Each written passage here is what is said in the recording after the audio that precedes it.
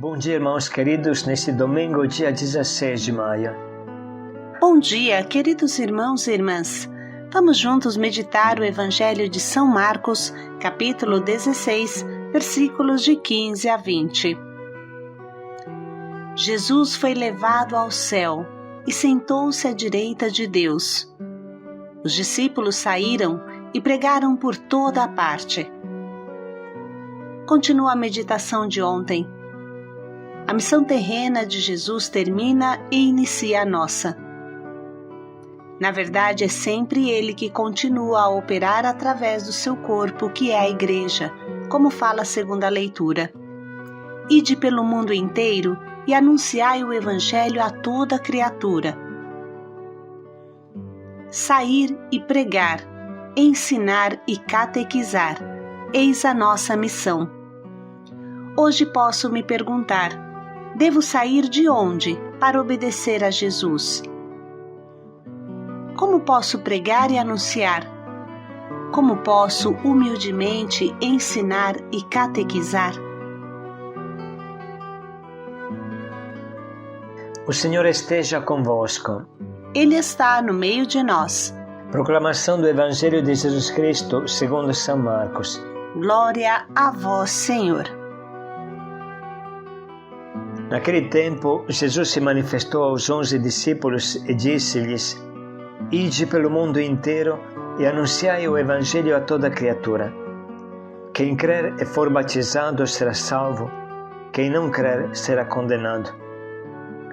Os sinais que acompanharão aqueles que crerem serão estes: expulsarão demônios em meu nome, falarão novas línguas. Se pegarem serpentes ou beberem algum veneno mortal, não lhes fará mal algum. Quando impuserem as mãos sobre os doentes, eles ficarão curados. Depois de falar com os discípulos, o Senhor Jesus foi levado ao céu e sentou-se à direita de Deus. Os discípulos então saíram e pregaram por toda parte. O Senhor os ajudava e confirmava sua palavra por meio dos sinais que a acompanhavam. Palavra da salvação. Glória a vós, Senhor. Foi elevado ao céu e sentou-se à direita do Pai. Jesus foi elevado à vista deles e uma nuvem o retirou de seus olhos. Diz a leitura de ontem. Esta nuvem que passou no céu e impediu a vista do afastamento e da elevação de Jesus ao céu não é um puro fenômeno meteorológico, mas expressa uma profunda verdade. Para quem conhece a cultura hebraica e está acostumado ao Antigo Testamento, como os apóstolos e seus discípulos. A nuvem nos recorda o momento da transfiguração de Jesus, durante o qual uma nuvem passou sobre ele e os discípulos, e desta nuvem saiu uma voz: Eis o meu Filho, o amado. Nos recorda também a concepção de Jesus, que foi obra do Espírito Santo, que cobriu Maria com a sua sombra, como uma nuvem. Em todo o Antigo Testamento, a nuvem é sinal da presença real de Yahvé. O livro do Êxodo se conclui com essas palavras, quase como o Evangelho. Então, a nuvem cobriu a tenda de reunião, e a glória do Senhor encheu o tabernáculo. E era impossível a Moisés entrar na tenda de reunião, porque a nuvem pairava sobre ela, e a glória do Senhor enchia o tabernáculo. Durante todo o curso de suas peregrinações, os israelitas se punham a caminho quando se elevava a nuvem que estava sobre o tabernáculo. Do contrário, eles não partiam, até o dia em que ela se elevasse. E enquanto duraram as suas peregrinações, a nuvem do Senhor pairou sobre o tabernáculo durante o dia, e durante a noite havia um fogo na nuvem, que era visível a todos os israelitas. Diz o nosso Papa Bento XVI. A afirmação sobre a nuvem é claramente teológica. Apresenta o desaparecimento de Jesus não como uma viagem em direção às estrelas, mas como a entrada no mistério de Deus. Como falamos ontem, a nuvem expressa o estado pleno em que Deus se encontra e que é inacessível ao homem, neste momento histórico. As barreiras do espaço e do tempo em que vivemos não existem mais em Deus. Mas uma coisa é certa, a sua proximidade é ainda maior e constante em cada momento da vida. A festa da Ascensão nos coloca ainda uma pergunta. Jesus foi e agora voltará somente no fim dos tempos? Em que consiste hoje a sua proximidade? Como nós podemos senti-lo vivo e presente na nossa vida? É claro, através dos sacramentos, em especial da Eucaristia. Jesus vem poderosamente na sua palavra e em todas as presenças que Ele mesmo indicou. Os pobres, os doentes, os presos, qualquer necessitado.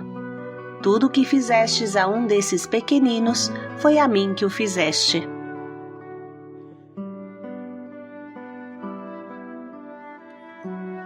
Papa Bento XVI acrescenta ainda uma reflexão que nos faz pensar muito. Assim ele diz: existem também modos epocais desta vinda de Jesus. Nos séculos XII e XIII, o agir de duas grandes figuras, São Francisco e São Domingo, foi um modo de Cristo entrar novamente na história, fazendo valer de maneira nova a sua palavra e o seu amor, o modo dele renovar a Igreja e orientá-la para si. Coisa idêntica podemos dizer dos santos dos séculos XVI, Teresa de Ávila, João da Cruz, Inácio de Loyola, Francisco Xavier. Todos eles trazem consigo novas irrupções, novas vindas do Senhor na história, que era tão confusa naquele século e que andava à deriva, afastando-se dele. Pensando nisso, irmãos, é natural refletir. E nós, cada um de nós, como pode ser uma vinda de Jesus hoje, uma visita de Jesus nesse mundo sofrido, nesse mundo líquido, onde até Deus parece naufragar? Qual palavra nós gritaremos ao mundo? Entre a primeira vinda na carne e a última definitiva vinda na glória, existem muitas vindas, visitas intermediárias de Jesus que precisamos observar com atenção. O Espírito Santo, que com força Jesus promete nesse momento especial da Ascensão, é responsável destas vindas intermediárias, destas voltas intermediárias de Jesus. Na verdade, a missão que ele nos deixa é de preparar a sua última vinda, que significará a entrada de toda a humanidade santificada no mistério pleno e total de Deus. A missão consiste em santificar o mundo, fazer Jesus acontecer no mundo. Sempre teremos a tentação de ficar olhando para cima, parados, olhando para Jesus nos céus, até que um anjo nos dirá: Homens da Galileia, por que ficais aqui, parados, olhando para o céu? Arregassem as mangas e preparem a sua volta. Recebereis o poder do Espírito Santo, que virá sobre vós, para serdes minhas testemunhas em Jerusalém, por toda a Judéia e Samaria, e até os confins da terra. Esperar o Senhor voltar significa preparar com todas as nossas forças a sua volta, preparar os corações de todos os homens para a volta de Jesus. Significa ser uma visita vivente de Jesus neste mundo, mostrar o que acontece na vida quando Deus volta no nosso coração. Isso significa dar testemunho, e para isso seremos revestidos de força do alto, como meditamos durante esta semana até o dia de Pentecostes. Conduzir a humanidade nessa grande peregrinação até as portas de Deus no fim dos tempos é a missão da Igreja, pelo poder do Espírito Santo, ao qual a ascensão abre as portas. Enfim, irmãos, podemos concluir essa nossa meditação desses 2 dias com as últimas palavras do Evangelho de ontem. Jesus, erguendo as mãos, os abençoou, e enquanto os abençoava, se distanciava deles e era elevado ao céu. Jesus parte abençoando. Abençoando parte, e nessa bênção ele permanece, diz o nosso Papa Bento XVI. Jesus permanece de verdade na bênção que nos deixa. As suas mãos continuam estendidas sobre esse mundo. As mãos abençoadoras de Jesus são como que um telhado que nos protege, mas ao mesmo tempo são um gesto de abertura que fende o mundo para que o céu penetre nele e possa afirmar nele a sua presença. Nesse gesto das mãos que abençoam, se expressa a relação permanente de Jesus com seus discípulos e com o mundo. Enquanto parte, vem levantar-nos acima de nós mesmos e abrir o mundo de Deus para nós. Por isso os discípulos puderam voltar para Jerusalém transbordantes de alegria. Tal é a razão permanente da alegria da Igreja. Jesus nos leva, Jesus está sempre junto de nós, mais do que antes.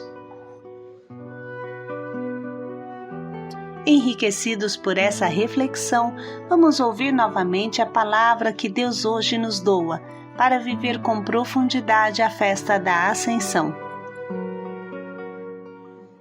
Naquele tempo, Jesus se manifestou aos 11 discípulos e disse-lhes: Ide pelo mundo inteiro e anunciai o Evangelho a toda criatura. Quem crer e for batizado será salvo, quem não crer será condenado. Os sinais que acompanharão aqueles que crerem serão estes: expulsarão demônios em meu nome, falarão novas línguas. Se pegarem serpentes ou beberem algum veneno mortal, não lhes fará mal algum. Quando impuserem as mãos sobre os doentes, eles ficarão curados. Depois de falar com os discípulos, o Senhor Jesus foi levado ao céu e sentou-se à direita de Deus. Os discípulos então saíram e pregaram por toda parte. O Senhor os ajudava e confirmava sua palavra por meio dos sinais que a acompanhavam. Vamos agora parar um momento para sublinhar e anotar o que mais ilumina nossa vida.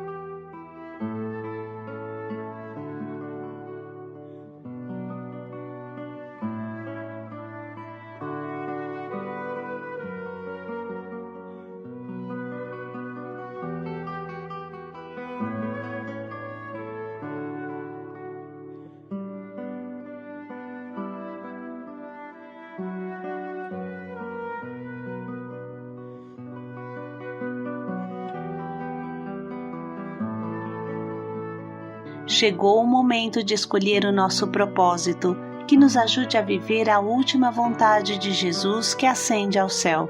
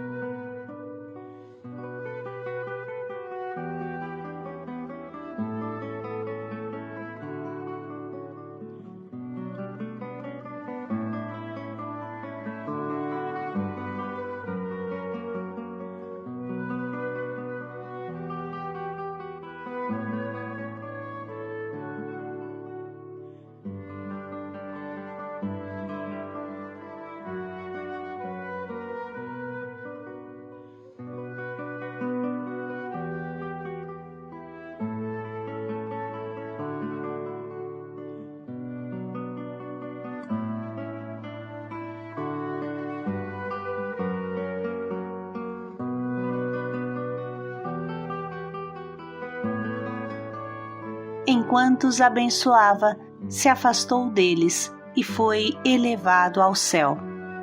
Paz e alegria a todos. Sereis revestidos da força do alto. Paz e alegria a todos.